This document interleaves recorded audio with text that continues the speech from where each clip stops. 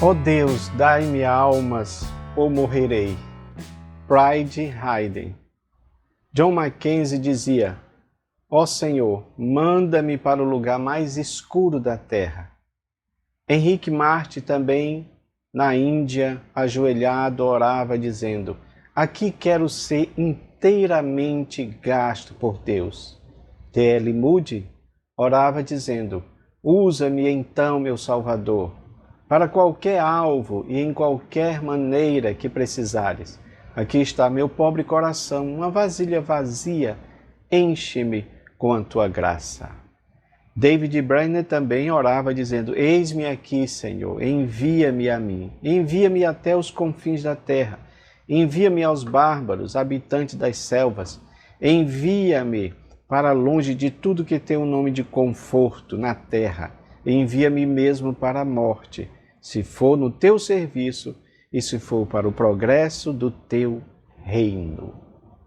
Que bênção, meus irmãos, podermos estar aqui mais uma vez. A paz do Senhor, eu sou seu irmão em Cristo, Enomi Santos, e este é o seu canal EBD Views, Teologia Visual, quando nós estamos estudando as lições bíblicas da CPAD, que é exatamente o quarto trimestre de 2023, que tem esse tema que você pode observar aí pela capa, até os confins da terra, pregando o Evangelho a todos os povos até a volta de Cristo. E desta feita nós estamos já na lição de número 6, orando, contribuindo e fazendo missões. Na realidade, aqui nós estamos estudando sobre a tríade do que é missões, né?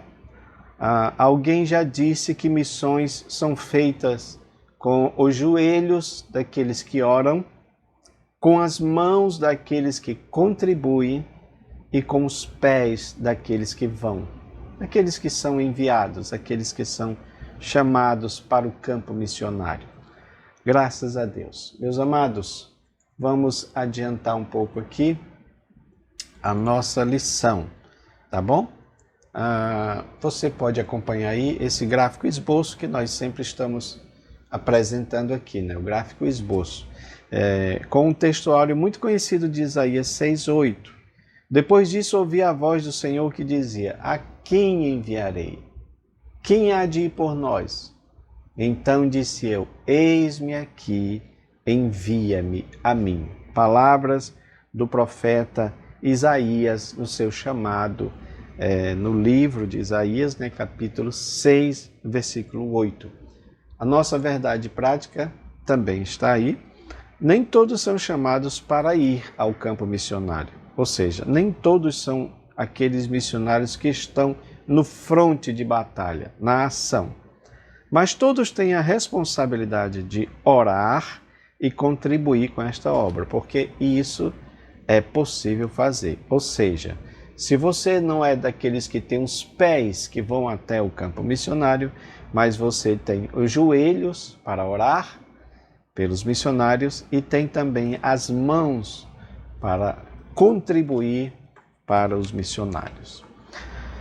Meus queridos, vamos adiantar aqui. Nós temos no nosso gráfico esboço, que você já viu aí, temos 3 tópicos: orando pela causa de missões, né, que essa faz parte dessa tríade, orando pela causa de missões, importância da oração na obra missionária, o interceder, o despertar a igreja para a obra missionária. Segundo ponto, contribuindo para missões, o sustento dos missionários. Contribuir para missões é juntar tesouros no céu, contribuir para missões é um privilégio. E o terceiro ponto fala sobre a chamada para ir. Deus quer usar cada crente, a chamada missionária, o caráter e o testemunho da obra missionária.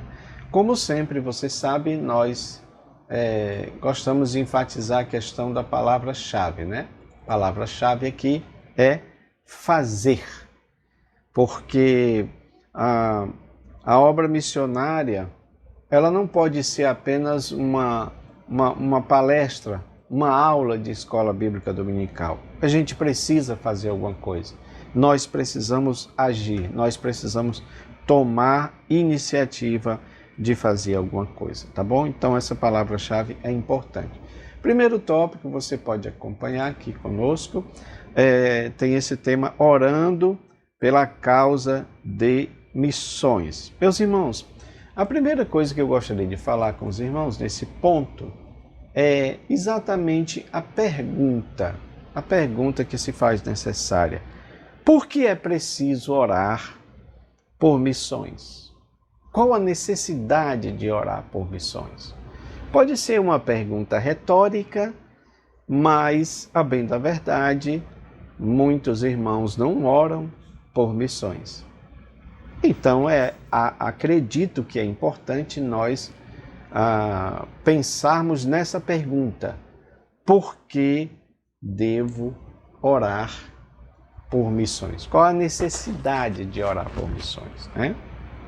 Primeira coisa que eu gostaria de dizer é o que está dentro da nossa lição, que a oração é uma disciplina espiritual, tá bom? Faz parte de todas aquelas disciplinas do crente.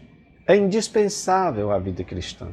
É como ler a Bíblia, é como estudar a palavra de Deus, é como louvar ao Senhor, é como adorar ao Senhor.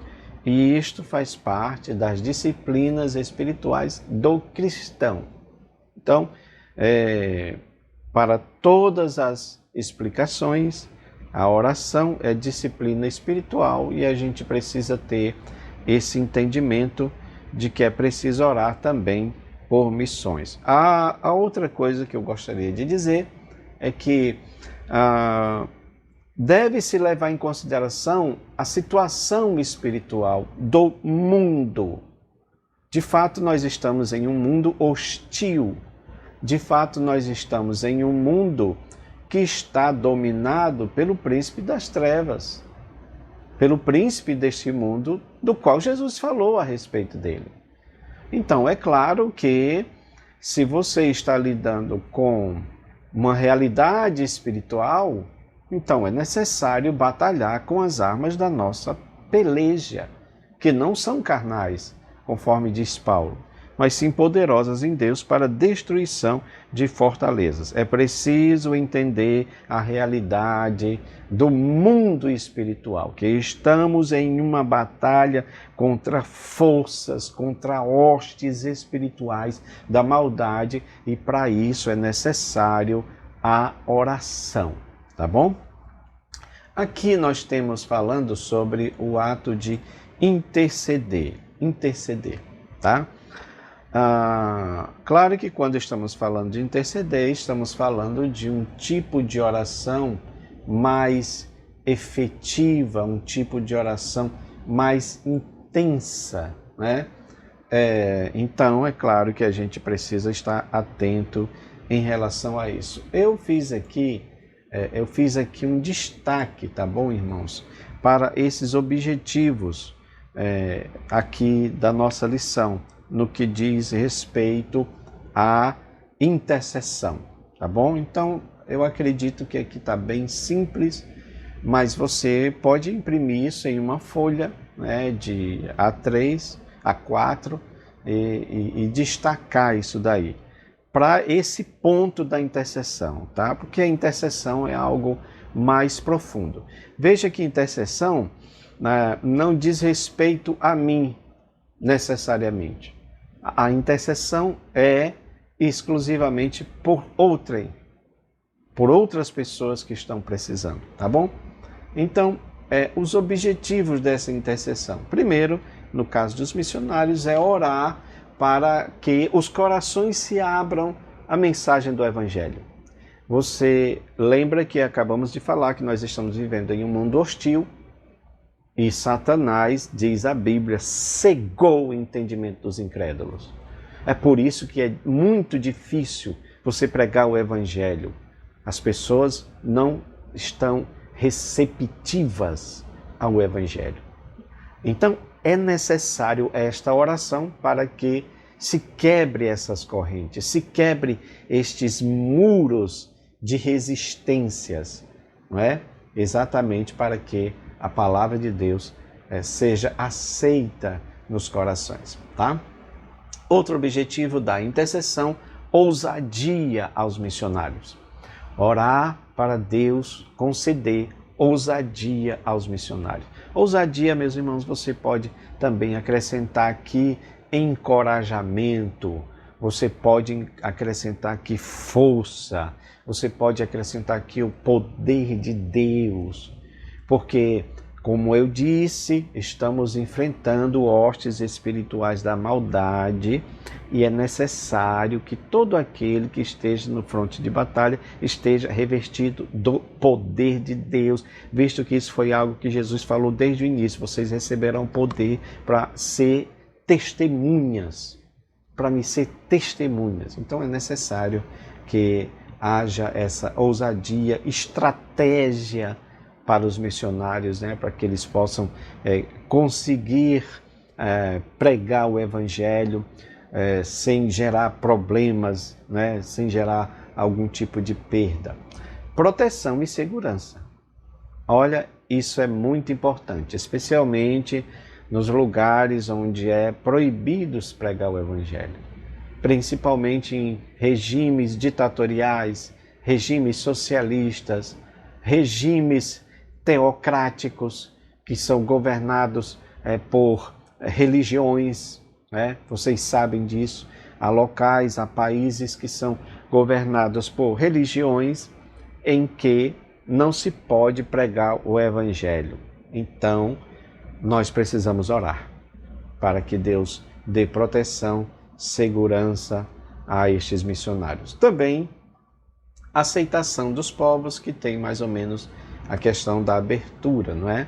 Essa aceitação, eu acredito que tem a ver também com você cair na graça do povo, né? Assim como foi dito a respeito do povo em relação aos discípulos, e eles caíram na graça do povo. Isso é muito importante, né?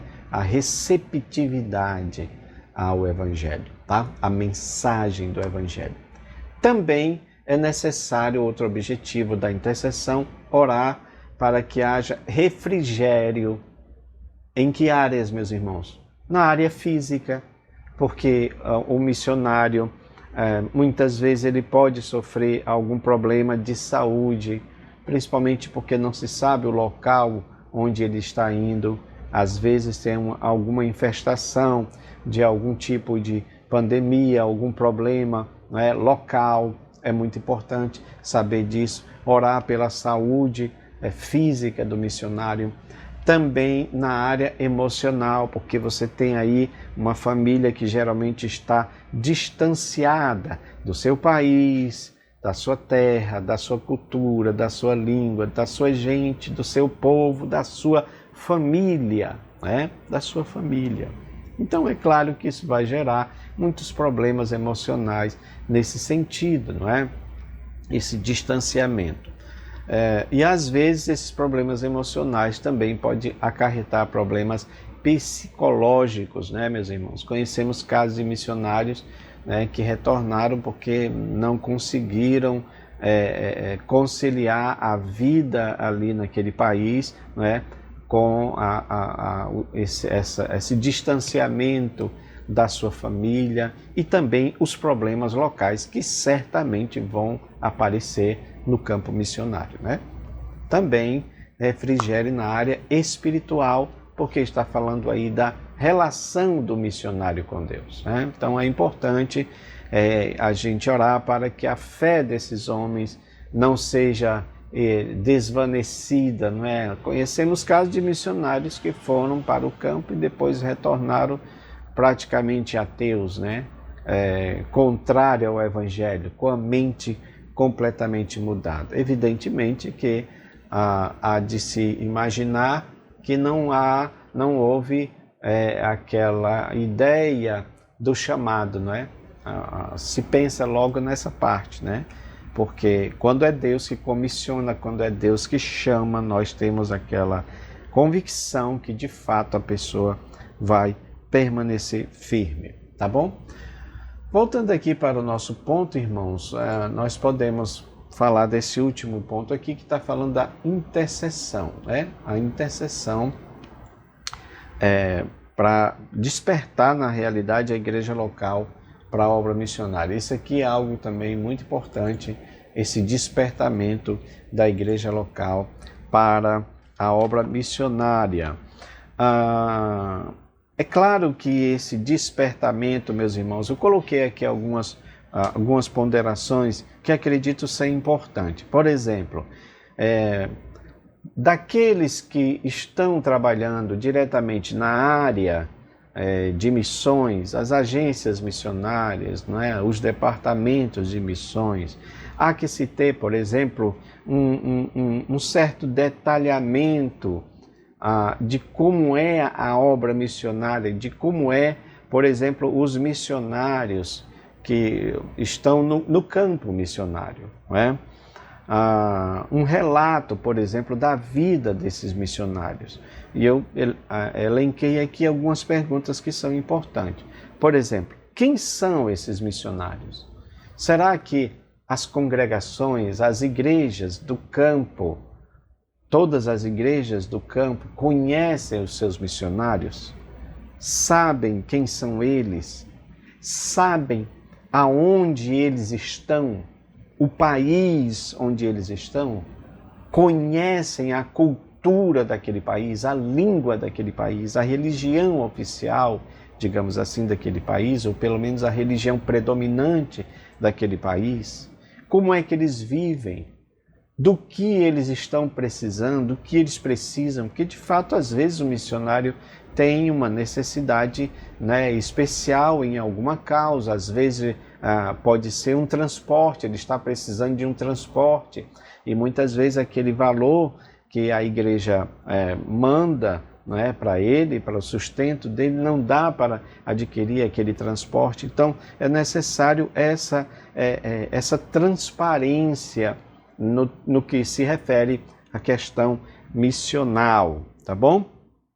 Outra coisa importante, meus irmãos, e que está dentro disso que nós estamos falando, é exatamente a questão da comunicação eficaz. Acredito eu que com todo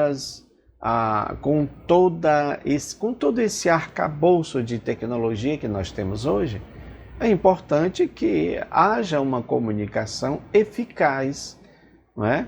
Nas redes sociais, em relação ao missionário.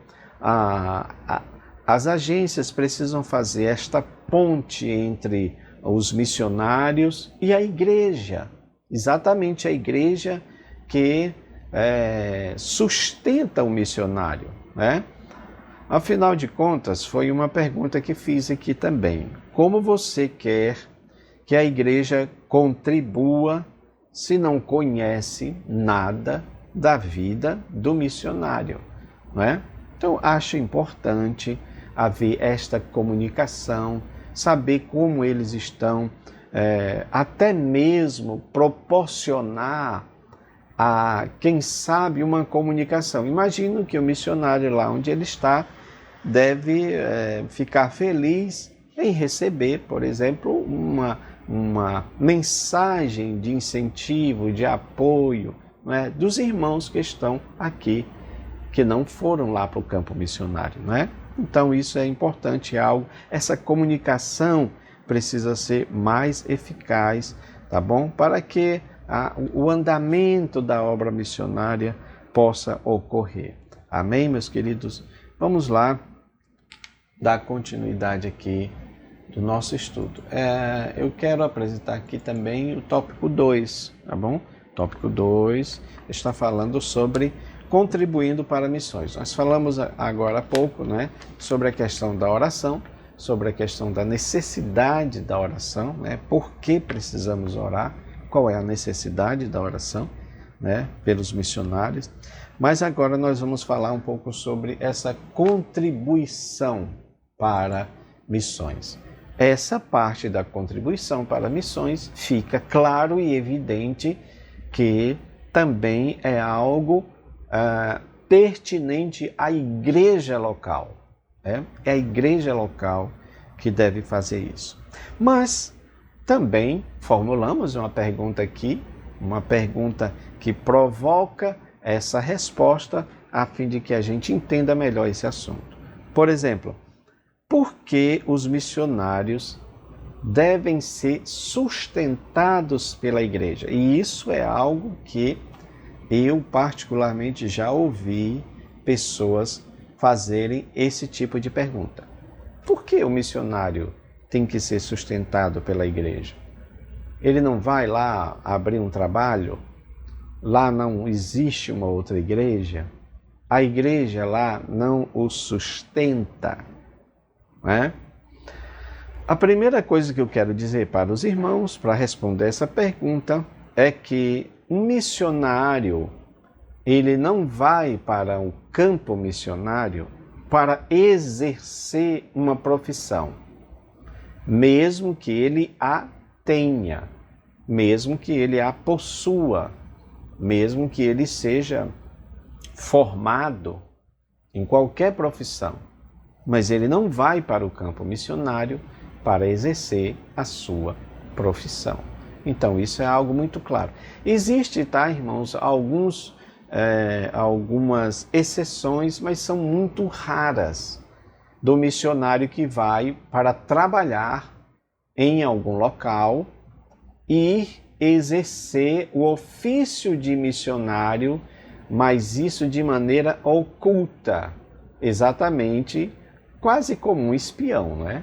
Quase como um espião, como um infiltrado, digamos assim, né?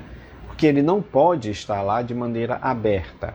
Então ele vai com aquele primeiro objetivo do trabalho, tá bom?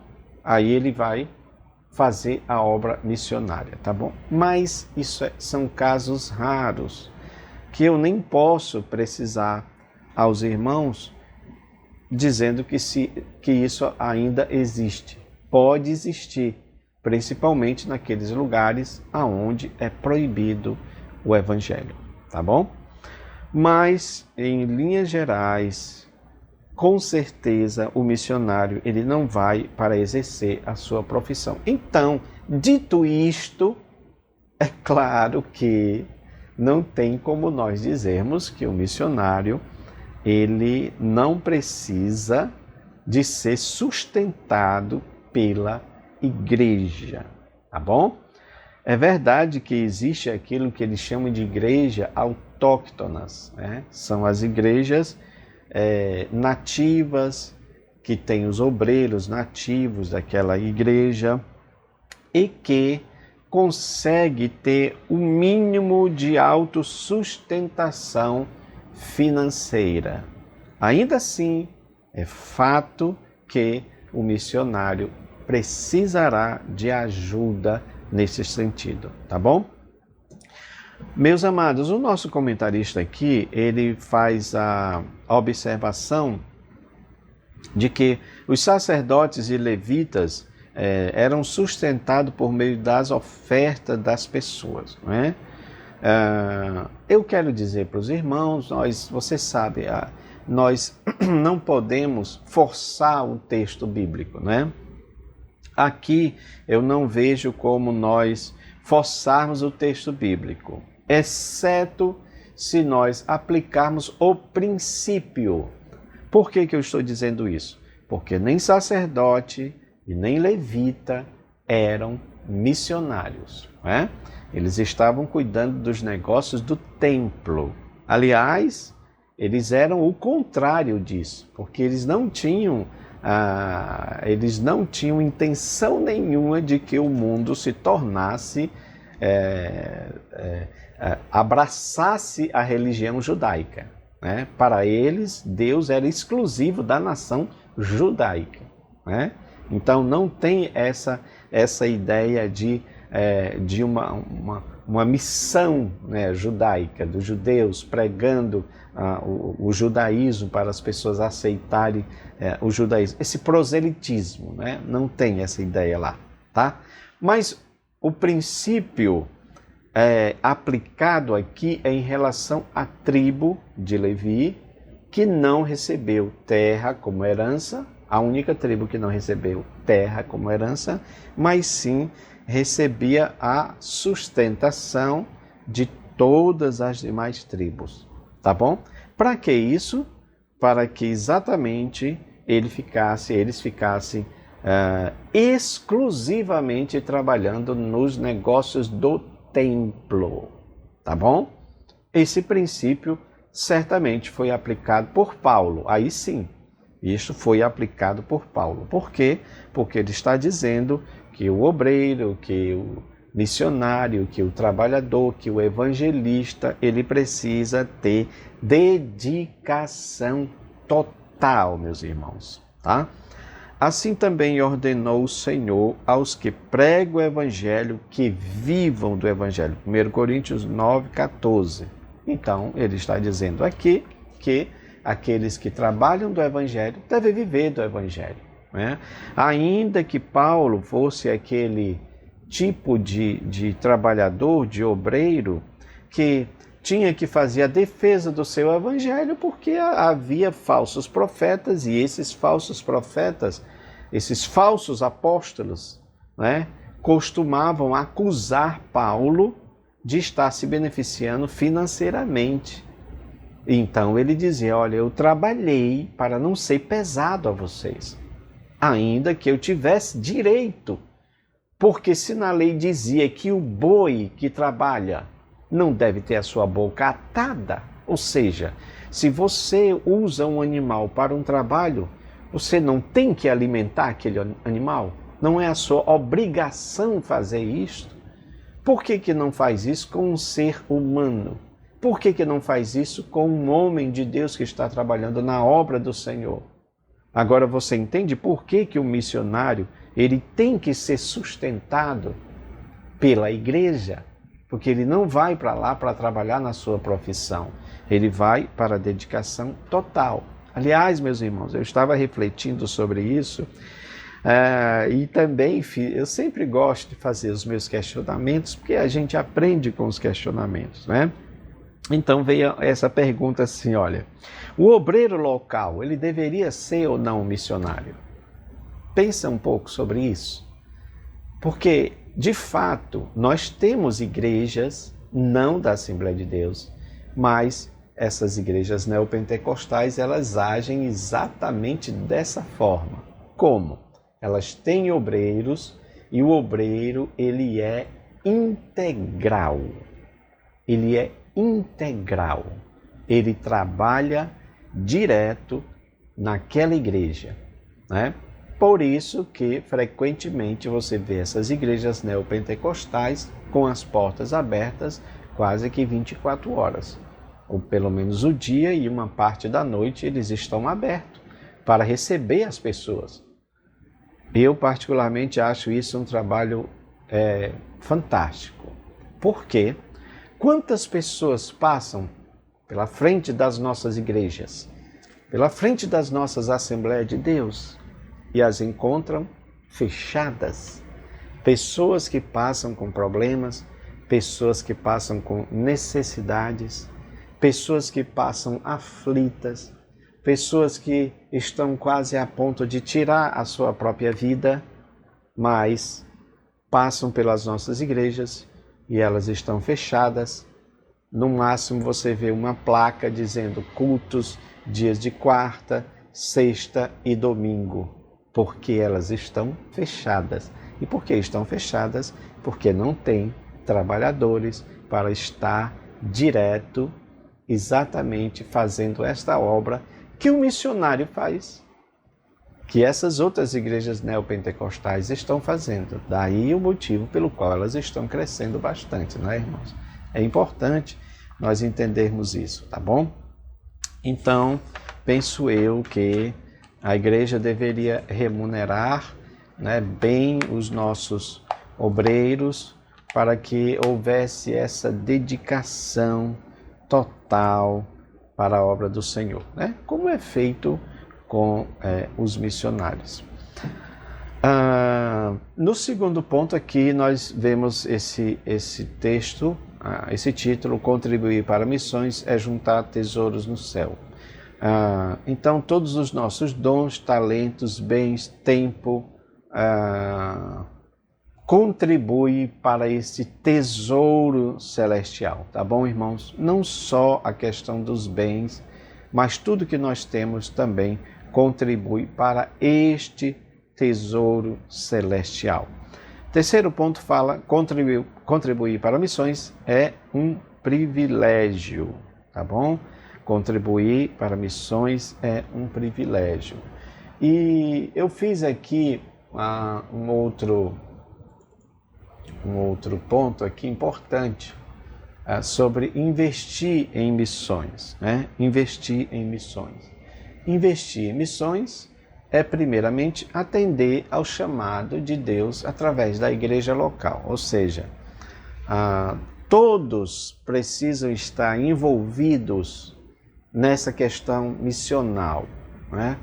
Então, há pessoas que não vão, há pessoas cujos pés não vão, mas as mãos estão prontas, isto é, financeiramente eles têm muitas condições de ajudar os missionários, tá? Mas também isso pode se referir àqueles que são enviados, os missionários que vão sob seus pés para outros lugares pregar o evangelho, tá? Investir em missões também significa interceder pelos missionários, que foi o que nós falamos agora há pouco, né? A questão da intercessão. Também significa, investir em missões, significa divulgar a obra missionária, que é o que nós acabamos de falar nessa questão comunicacional. A agência missionária precisa saber comunicar, precisa saber transmitir um panorama da obra missionária, né? Uma divulgação correta da obra missionária, né?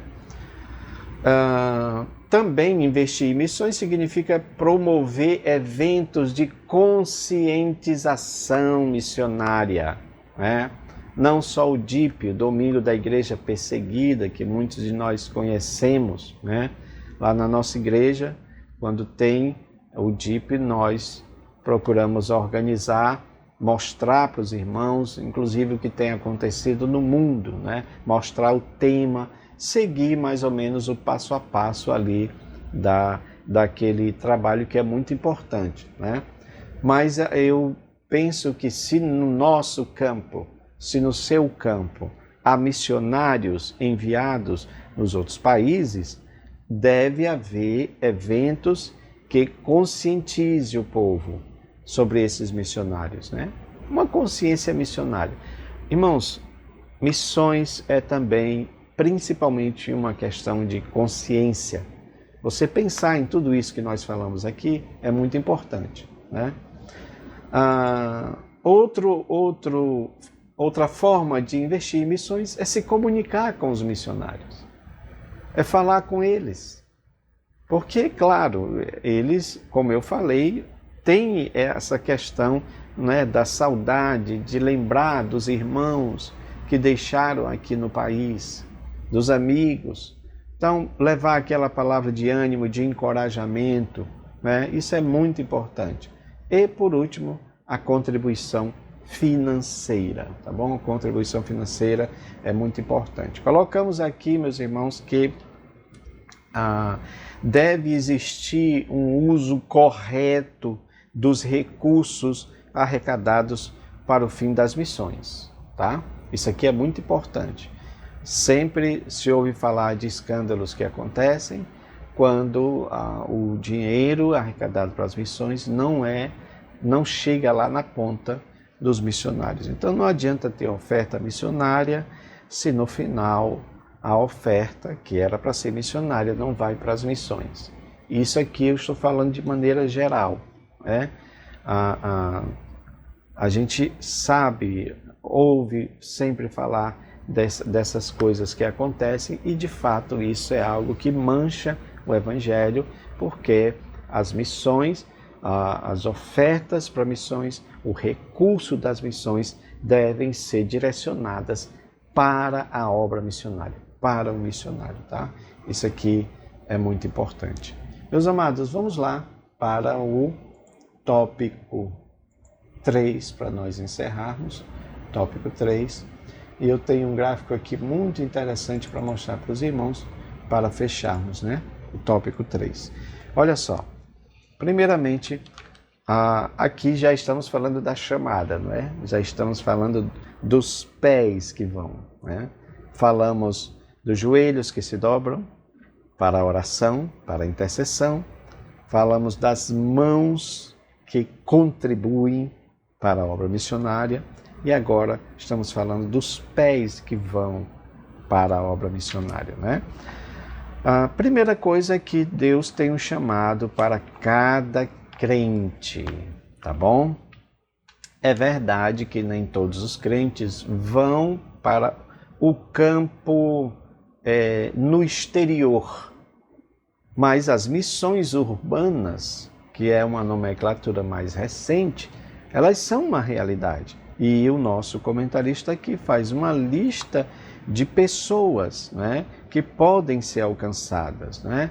Estudantes, donas de casa, órfãos, profissionais liberais, deficientes físicos, prostitutas, homossexuais, dependente químico, ou seja, são como se fossem grupos urbanos, né? Tem muitos outros aqui, né? Tem muitos outros aqui que podem ser inseridos também nesses grupos urbanos. E é claro que nesses casos, a pessoa que vai evangelizar, a pessoa que vai cumprir esse chamado missional, ele precisa entender cada grupo desse para poder tentar falar uma linguagem mais adequada, né?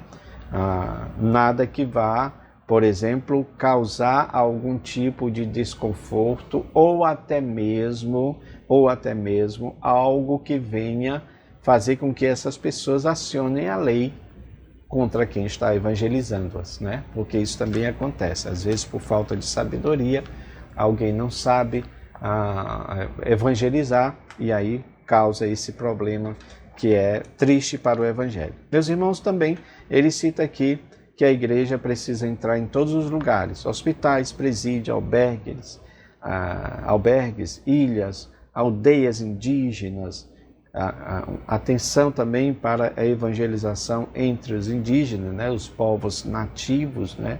Importante entender isso, tá, irmãos? Porque eles têm uma cultura diferente. Veja bem, nós estamos falando de pessoas daqui, que já estavam aqui, inclusive, antes de ser descoberto o nosso país, nosso Brasil, né? Nosso país, tá?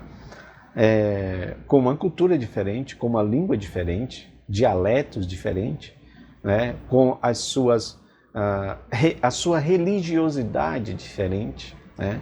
E é preciso ter esse discernimento para poder ensinar essas pessoas com sabedoria, né? Para que também não haja problemas nesse sentido, tá bom? E aí você tem vilas, cidades, campos, praças, eventos em massa, individual, não é? Para que o evangelho seja pregado, tá bom? E aqui no ponto 2 ele está falando sobre a chamada missionária, né? A chamada missionária, e ele cita a questão do profeta Isaías, que foi chamado por Deus no templo enquanto o adorava, né?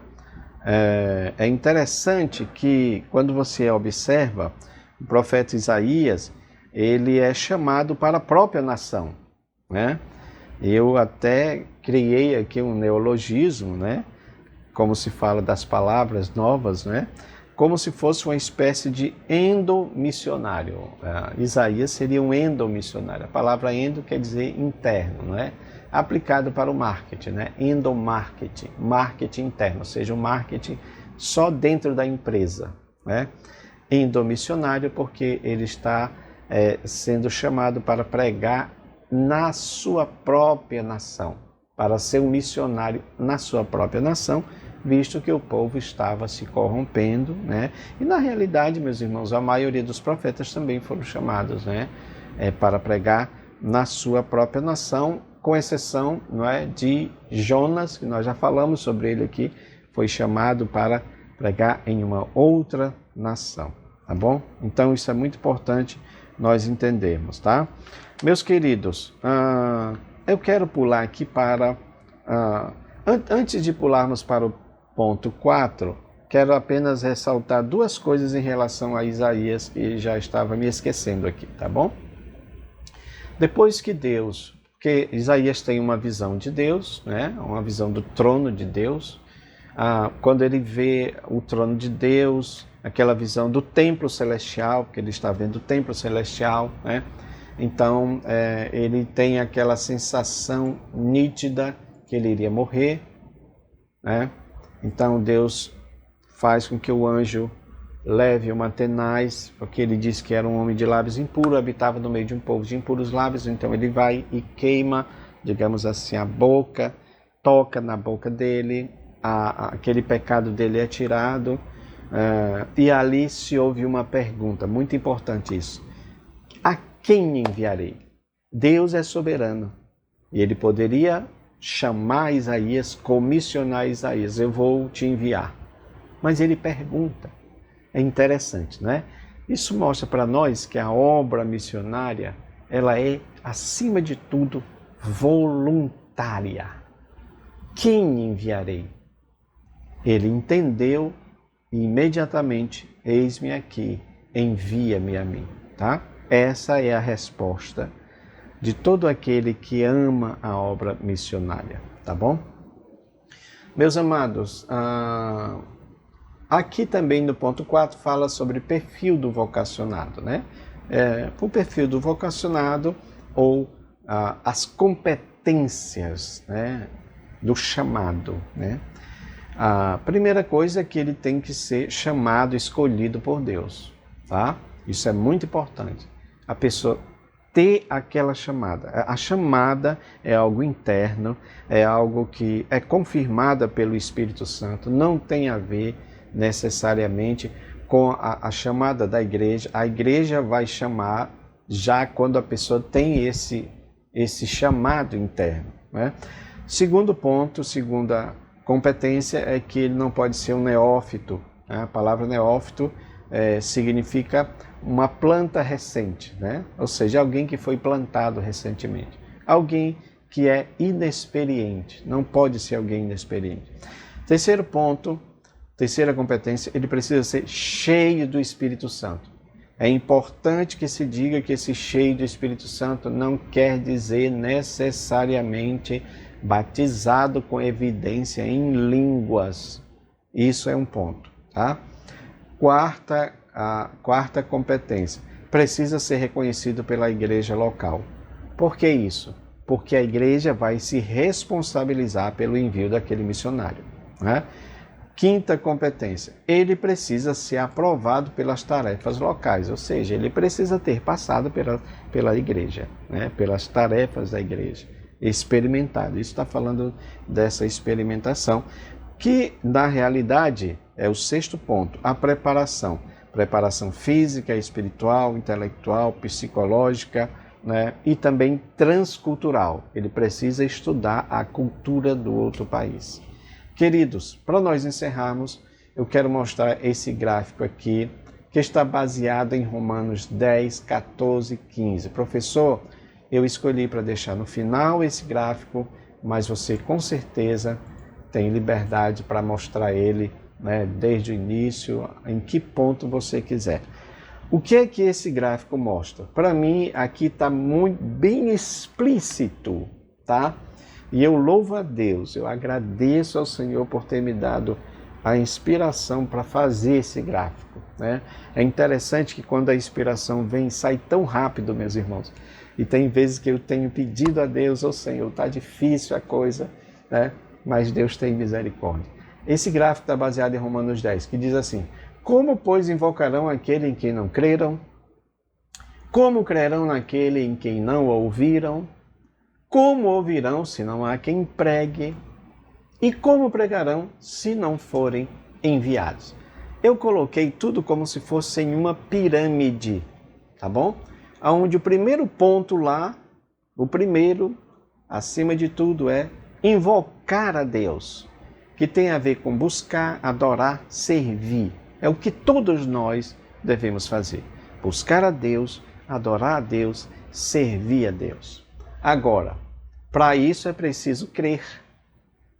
Crer com o coração confessar com a boca, segundo diz a palavra do Senhor. Para crer, eu preciso também ouvir. Ouvir o que, meus irmãos? A mensagem.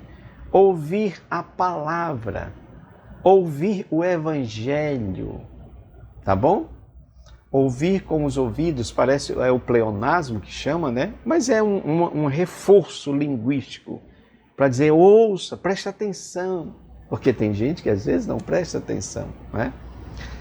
Quarto ponto aqui importante. Alguém para pregar, né? Paulo fala sobre isso. Se não há quem pregue, então precisa de alguém para pregar, que é a ação do missionário. Interessante que esses 3 primeiros pontos têm a ver com a pessoa ao qual vai ser evangelizada, a qual vai ser anunciado o evangelho, né? Ela precisa ouvir, se nós pegarmos de baixo para cima, ouvir, crer para invocar, né? Mas para isso é preciso que alguém pregue. Ação missionária, ação do homem. O homem precisa pregar. Todos nós temos esta responsabilidade, professor. Cultos ao ar livre, né? Evangelismo, precisamos fazer isto. Aí, no caso do missionário, é o 5º ponto, alguém deve ser enviado. Olha aqui, ó. Como pregarão se não forem enviados? Aqui é a ação da igreja. Veja como combinou tudo, meus irmãos, nessa pirâmide. Só que esta ação da igreja, e aqui eu quis deixar para o final, porque ela está baseada em 2 pilares. Você percebe os 2 pilares? Ou seja, tem 2 pilares que sustentam toda essa coluna, toda essa pirâmide, perdão. São 2 colunas, né, que sustentam essa pirâmide. Porque isso está falando da responsabilidade da igreja. Qual é? Primeiro, responsabilidade espiritual, responsabilidade material. Responsabilidade espiritual, oração, que foi o que nós falamos. Precisamos orar pelos missionários. Precisamos orar, vamos subir isso aqui? Precisamos orar para alguém ser enviado. Precisamos orar para alguém pregar. Precisamos orar para alguém ouvir. Precisamos orar para alguém crer. Precisamos orar para alguém invoque a Deus. Olha que coisa maravilhosa. Mesma coisa, a responsabilidade material, que é a responsabilidade financeira. Para alguém ser enviado, precisa ter a responsabilidade financeira. E essa responsabilidade financeira vai capacitar para que a pessoa pregue o evangelho. Olha como tudo está encaixando. Essa responsabilidade financeira vai capacitar que essa pessoa seja enviada, pregue o evangelho e outros vão ouvir. Exatamente. Precisamos falar isso. Esse gráfico, inclusive, dá para ser mostrado nos cultos missionários. Para que alguém ouça, alguém lá embaixo contribuiu financeiramente, né? Para que alguém cresce também, alguém ouviu, alguém pregou, alguém foi enviado, porque alguém orou, porque alguém contribuiu financeiramente. A mesma coisa, se alguém está invocando a Deus, se alguém aceitou a Cristo, se alguém vive com Deus, foi porque alguém creu, ouviu, alguém pregou, alguém foi enviado, por causa desses 2 pilares da oração e da parte financeira, que proporcionou que esse missionário fosse enviado. Meus irmãos, acredito que esse gráfico ele está bem autoexplicativo e eu oro a Deus para que você faça bom uso dele. Deus abençoe a vida de cada um de vocês. Continue orando pelo seu irmão Enomi e divulgando os nossos vídeos para que outras pessoas possam também conhecer esse trabalho que nós fazemos com muito amor, com muito carinho, para que outras pessoas sejam alcançadas. Deus vos abençoe em Cristo Jesus. Amém.